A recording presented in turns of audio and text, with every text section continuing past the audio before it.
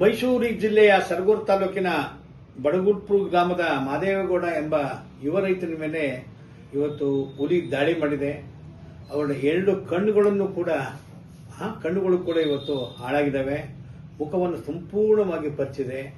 ಆತ ಇವತ್ತು ಸಾವು ಬದುಕು ನಡುವೆ ಹೋರಾಟ ಮಾಡ್ತಾ ಇದ್ದಾನೆ. ಸರ್ಕಾರ ಕೂಡಲೇ ಮಧ್ಯಪ್ರವೇಶ ಮಾಡಿ ಆತನ ಪ್ರಾಣ ಉಳಿಗಾಗಿ ಉನ್ನತವಾದಂಥ ಚಿಕಿತ್ಸೆಯನ್ನ ಉನ್ನತವಾದ ಹಾಸ್ಪಿಟಲ್ ಕೊಡಿಸಬೇಕು ಅಂತೇಳಿ ಒತ್ತಾಯ ಮಾಡ್ತಾ ಇದ್ದೀವಿ. ನಮ್ಮ ಮುಖ್ಯಮಂತ್ರಿಯವರು ನಮ್ಮ ಜಿಲ್ಲೆಯವರೇ ಸಿದ್ದರಾಮಯ್ಯನವರು, ಎಚ್ ಸಿ ಮಹದೇವಪ್ಪನವರು ಜಿಲ್ಲಾ ಉಸ್ತುವಾರಿ ಮಂತ್ರಿ ಕೂಡಲೇ ಮಧ್ಯಪ್ರವೇಶ ಮಾಡಿ ಆ ಕುಟುಂಬಕ್ಕೆ ಸಾಂತ್ವನ ಹೇಳಬೇಕು ಮತ್ತೆ ಸೂಕ್ತವಾದಂತಹ ಪರಿಹಾರನೂ ಕೊಡಬೇಕು.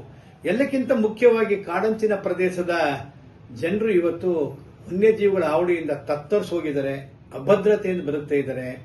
ಜನ ಮತ್ತು ಜಾನುವಾರುಗಳು ಸಾವುಗಳು ಆಗ್ತಾನೆ ಇದ್ದಾವೆ, ನೋವುಗಳು ಆಗ್ತಾ ಇದ್ದಾವೆ.